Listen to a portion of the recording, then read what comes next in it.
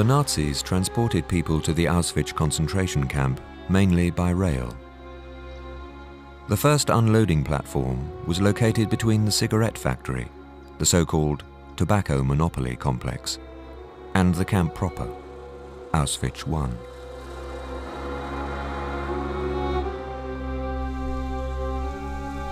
When the camp was expanded with the addition of the Birkenau complex, a second unloading platform was built between Auschwitz I and the new camp in Birkenau. The transports, comprising Jews from Western and Central Europe, Poles and Gypsies, all designated for extermination, disembarked here.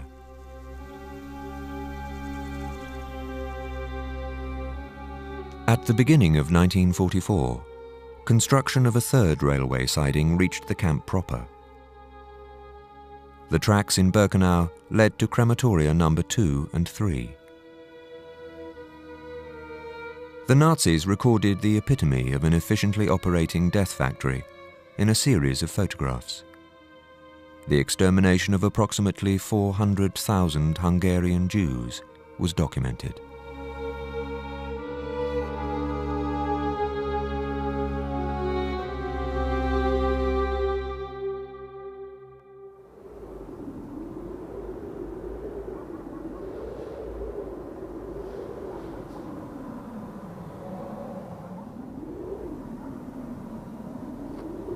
On the 15th of January 1944, around 10 a.m., I saw a group of unusual-looking prisoners from my barrack in Sector B2A who were marching through the Birkenau gate between Sectors B1 and B2.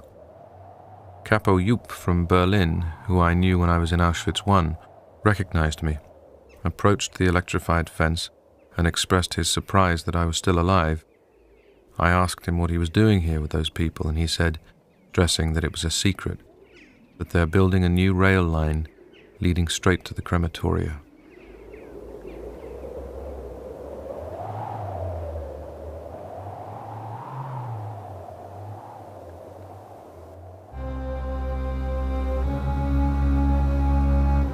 Reichsführer Himmler, head of the SS and police of the Third Reich, personally ordered me to carry out this operation in Auschwitz.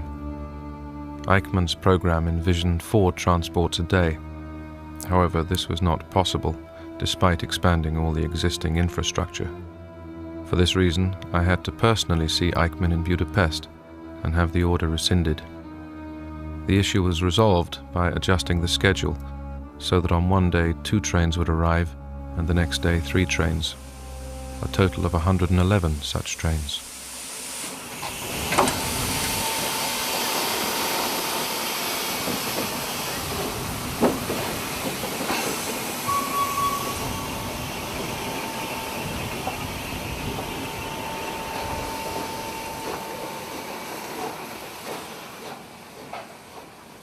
We arrived in Auschwitz at 11 o'clock at night. We asked the Polish prisoners standing by the wagons for water. They said, "Water, what for? You're just going to die."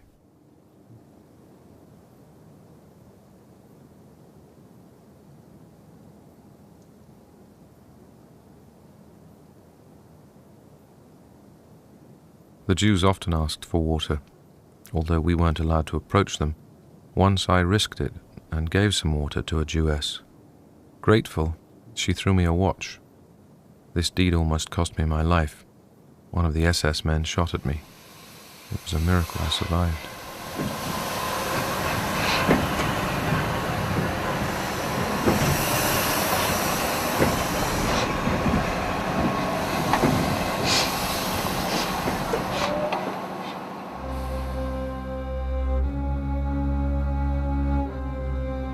They ordered us to leave our baggage and said we would get it back later.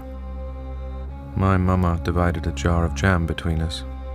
She gave me half, but they took it away. When my brothers and sisters got out of the wagon, Mama stayed inside for a minute to put our things in order. When I turned around, she was gone, and I don't know what happened to her.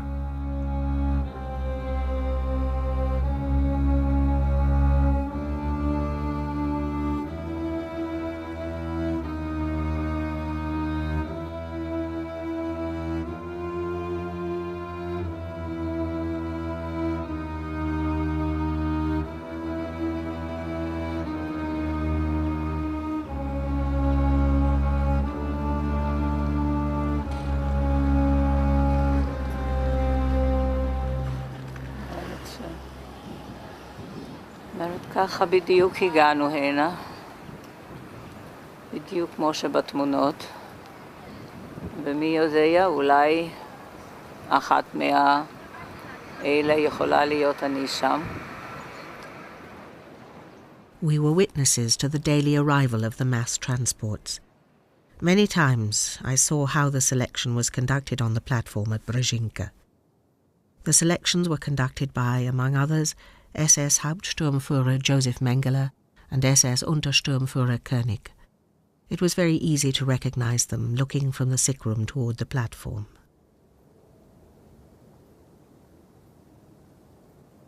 Separating the families caused the most commotion. Screams of women mixed with the crying of children. But everything happened so quickly that the disoriented people had no time to think. The SS men on the platform directed one group to the camp, the other group to the gas chambers.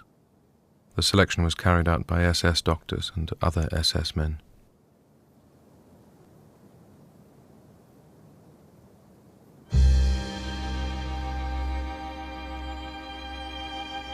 My brother was so weak that he couldn't stand up.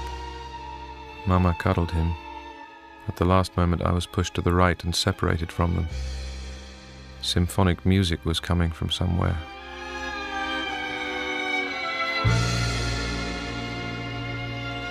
Dr. Mengele had a leather riding whip in his hand, and as each person approached him, he indicated which way they had to go, to the left or to the right. The selection consisted in him directing men able to work to the camp's main street, while he directed women able to work to the road between sectors B1A and B1B.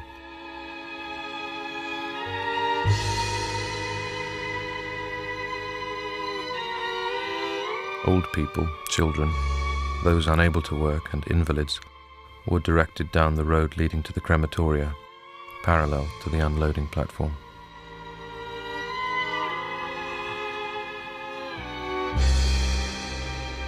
Inmates in prison uniforms told us that the elderly and ill who were infirm could take the lorries parked nearby. They assured us that everyone would meet up later. I urged my mother to sit with Grandma in the lorry because her legs were swollen from the travelling. My mother was 52, completely healthy, had dark hair without a trace of grey.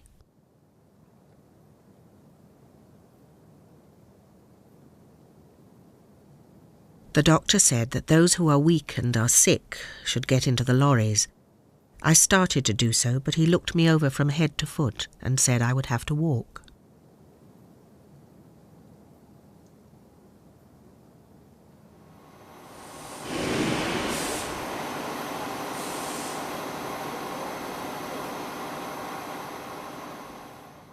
Polish prisoners had to collect the baggage we had brought with us. Apparently they were not allowed to talk with us, because when picking up the baggage they surreptitiously whispered to us such warnings in German as, "Everyone should be young and healthy, give the children to the grandparents."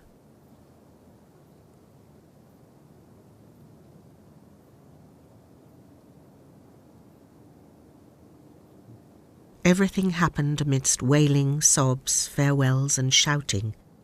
Mothers covered the heads of older boys with a blanket or rag, hoping they could stay together.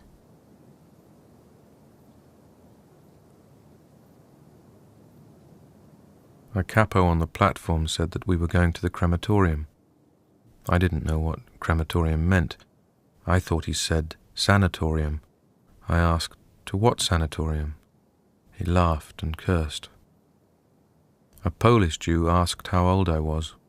When I said 13, he told me to say 18, and to stand with my father and the other men, and not with my mother.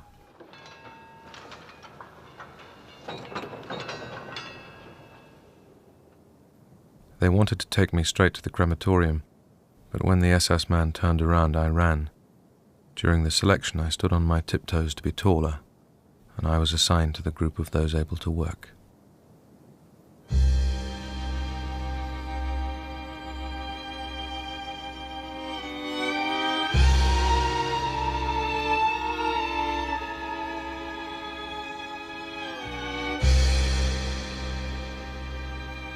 When our family of midgets got off the train, A man in a prisoner's uniform ran off, calling out for Mengele. When he arrived, he said they should immediately take us to the right, and we were to wait there. Often a group of child twins could be seen around Mengele that he had just selected. He generously lavished them with toys and dolls originating from the plundered baggage.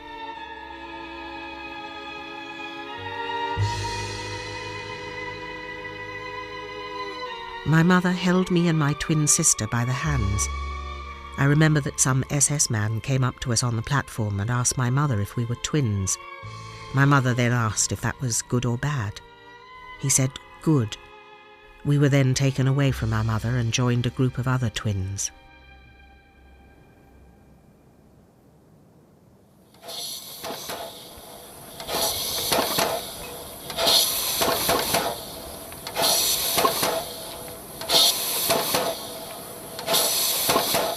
My father and grandmother were sent to a different group. Father said goodbye. I guess he knew that he would never see us again. The Germans did walk around with dogs and scream at people, but the selection occurred quite peacefully. Those sent to the gas chamber were told that they would be given better, easier work.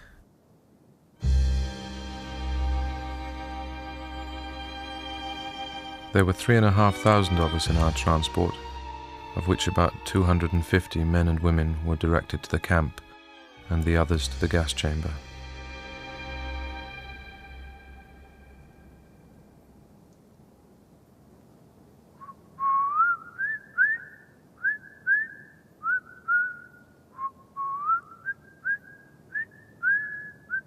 During the selection on the platform, Dr. Mengele whistled his favourite melody, the Blue Danube Waltz. He didn't look anyone in the eye.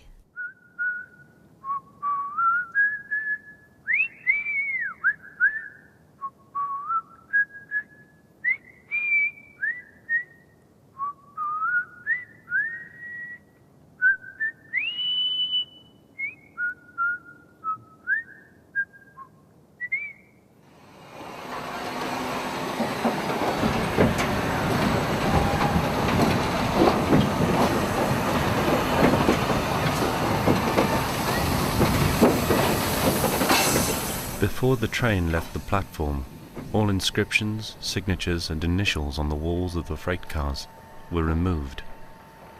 These inscriptions were wiped off, whittled away, or painted over. When the train left and the people had gone, we were confronted with the sight of a huge pile of belongings, the height of the wagons, for the entire length of the train. Inmates loaded these belongings into lorries and took them to Canada.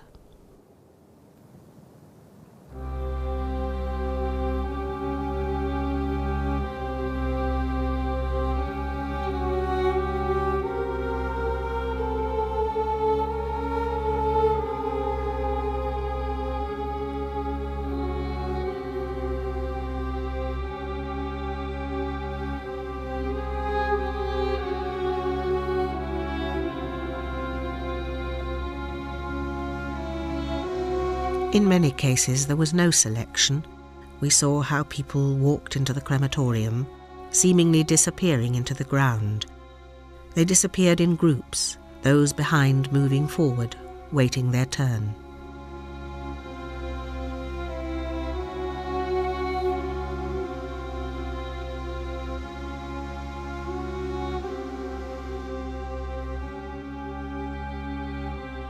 They stood in rows 5 across, and the procession formed along the railroad track, from the crematorium to the beginning of Sector B. The people were very thirsty. We saw how they tried to drink water from the fire control pool located between the camp fence and the road they stood on. They laid down on the ground, and since the level of the water was below the top of the pool, they often slipped down, drowning. Ignoring this, the others kept drinking.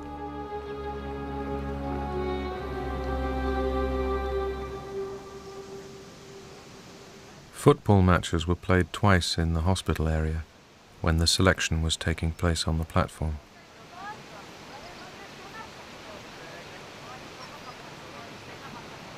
We had permission to play football, so the people on the platform would think, everything's okay, they're playing football.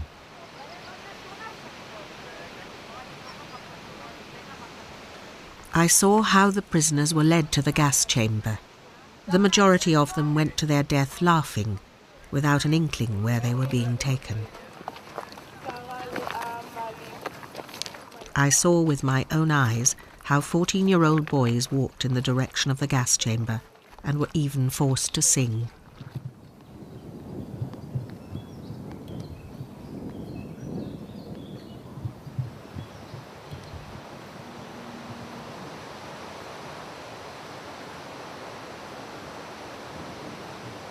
SS men took the transport of Jews to the gas chamber. The weather was nice, the wind quite strong. The transport, escorted by the SS men, proceeded quietly. The road took them past the camouflaged pits for burning the corpses. Suddenly there was a strong wind, and the blankets hung on the wire fence blew away. The people in the transport looked at the piles of naked corpses ready for burning. The turmoil and panic was suppressed with blows from rifle butts.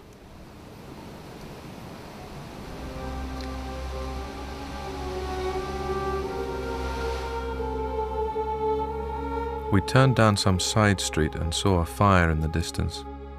We were terrified and didn't want to go on, but the Germans began shooting. I had the impression that we were being taken to this fire. Turning my head, I saw how two people were holding a body and then threw it into the fire.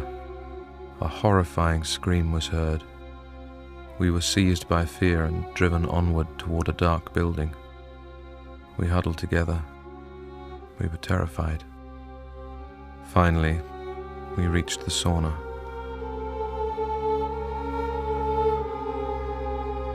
Together with the others, I was taken to the sauna, where we had to completely undress. There we were disinfected and our heads and all other places with hair were shaved. Although we had already undergone gynecological examinations in the ghetto to make sure we weren't hiding any valuables, they searched our vagina. It was horrible. From this room we were driven to the showers.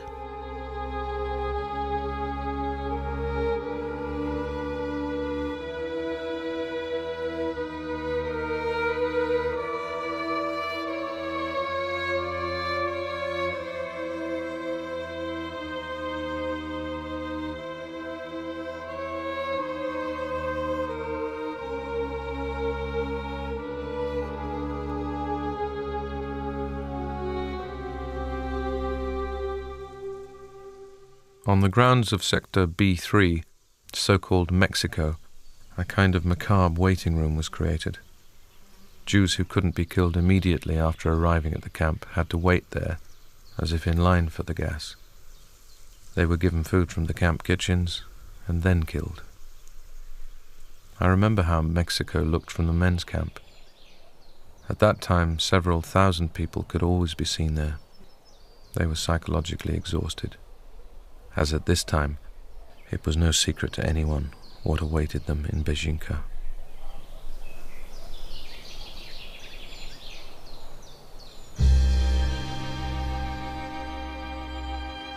One day, as I was pulling a rubbish cart, I noticed my mother and 10-year-old sister in a group being led to the crematorium. My mother saw me and came running. A Polish female prisoner pulled her back to the group, saying, "Leave that young girl alone. What do you want from her?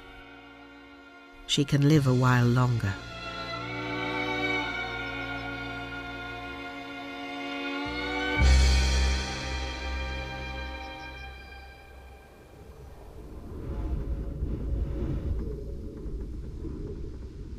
In the summer of 1944, red flames could be seen bellowing from the chimneys of the crematoria.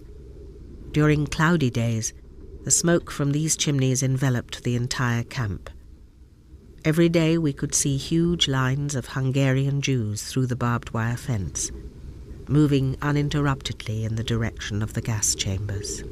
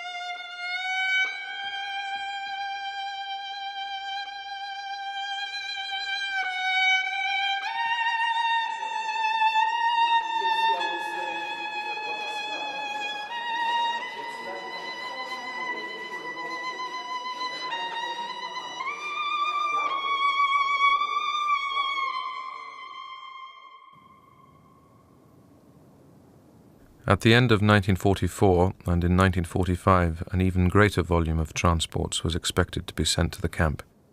Even larger crematoria were planned. They were to be like huge brickyards with circumferential furnaces. The equipment was to be located underground.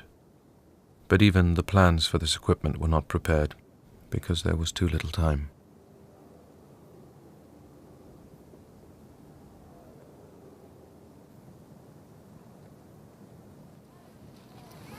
אז, כשהייתי ילדה, נערה, קראו לי את פרידמן אולגה.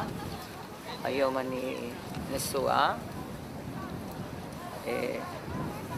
אימא ל4 ילדים, סבתא ל15 נכדים, יש כבר גם נינים, אבל אז באותם הימים שבאתי הנה כנערה כמעט בת 16,